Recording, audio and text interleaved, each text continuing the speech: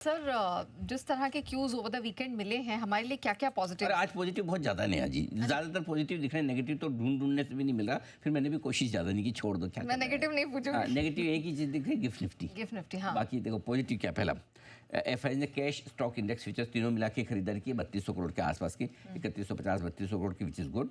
घरेलू फंड लगातार 14 दिन से खरीद रहे हैं, और क्या चाहिए लाइफ में आपको, बराबर है। टैरिफ को लेके कोई नेगेटिव खबर ऐसी खास नहीं है जिससे कि आपको डर लगे। ट्रम्प ने थोड़ा बहुत बोला, इतना तो बोलेंगे, अब इससे ज़्यादा क्या उस आदमी से पॉजिटिव आप एक्सपेक्ट करो, इतना ये भी मैं तो पॉजिटिव मानता हूँ। हैं, अब आज तक कौन सा उन्होंने एक्शन नेटवर्क को पूछ के लिया था कि मैं भारत पे टैरिफ लगाऊं कि नहीं, है मैं इस पे इतना लगाऊंगी।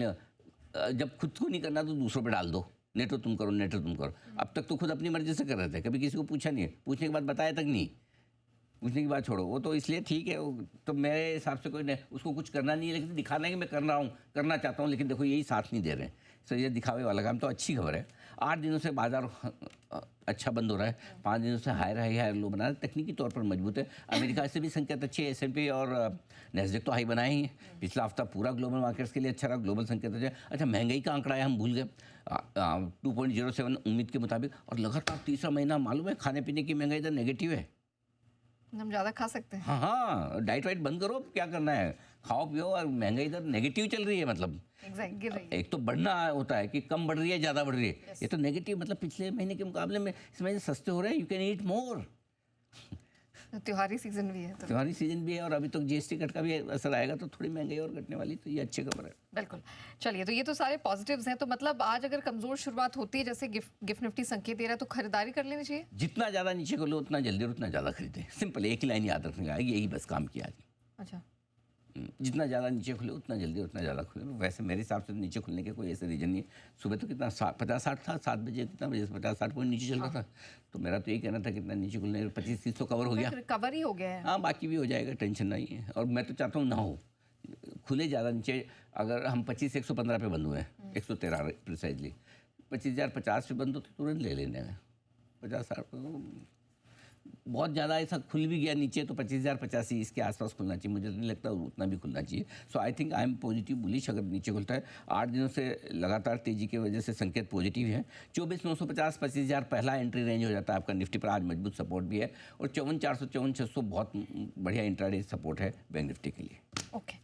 अच्छा सर, आपने कमेंट्री की शुरुआत में कहा था 25,160, ये इंपॉर्टेंट है, क्या मतलब है? अरे वाह, अच्छा हुआ आपने पूछ लिया, इस लेवल की इंपॉर्टेंस है, बहुत है। मैं आपको बताता हूँ,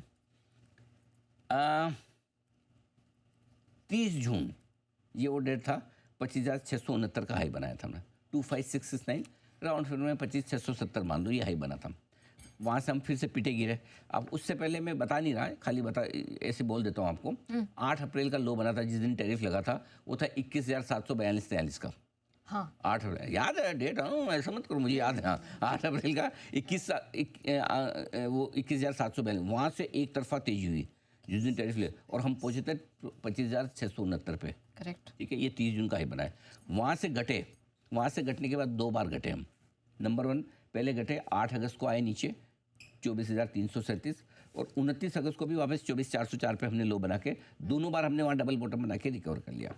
अब जो आपकी गिरावट है 25,670 से 24,337 की, इस गिरावट का टू थर्ड लगभग 62% की रिकवरी आपने कर ली, और वो रिकवरी का लेवल होता है 25,160। ओके।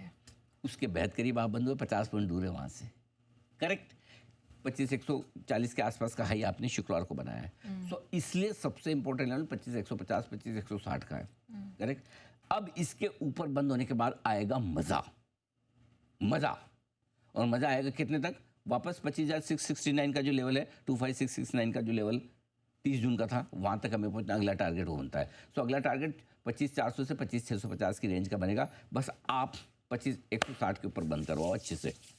ओके। बढ़िया वाला, मतलब ऐसा नहीं टच एंड गो वाला नहीं हो तो फिर एक आध दिन इंतजार करना पड़ेगा। ढंग ढंग से बंद हो गया, मजा आ जाएगा और बढ़िया तेजी बनेगी। तो हमारी तेजी के अगले टारगेट ही है, और 1 स्टेप एट ए टाइम। और इसके ऊपर बंद होंगे जब, जिस दिन 25,700 के 670 के ऊपर बंद होंगे, क्या टारगेट नया 26,277। यस, लाइफ हाई, नया लाइफ है, उसके ऊपर बंद होंगे। बिल्कुल परफेक्ट। चलिए, तो ये तो निफ्टी बैंक निफ्टी और खासतौर से निफ्टी के इंपॉर्टेंट लेवल्स हो गए। सर सेक्टर्स कहाँ ध्यान दें? देखो, पहली चीज़ तो ये कि सेक्टर्स में मेटल अभी भी मजबूत रहेंगे, है ना। मेटल में तेजी रहेगी, ग्लोबली मेटल सारे दाम ऊपर हैं।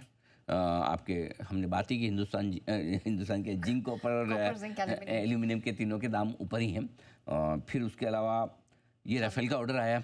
आपको तो पता ही है, पिछले 4 दिन से हम लगातार बुलिश हैं, PSU स्टॉक्स पे भर भर के बुलिश हैं। तो मुझे लगता है डिफेंस शेयर में तेजी रहेगी। क्यों रहेगी, जब रफाल तो वहाँ से आ रहे हैं। लेकिन इस बार चेंज है, 117 कुछ रफाल का ऑर्डर है। पार्ट्स यहाँ बनेंगे, कंपोनेंट्स, पुर्जे, कल पुर्जे, तो इसलिए यहाँ पर भी काम होगा इस बार। ठीक है।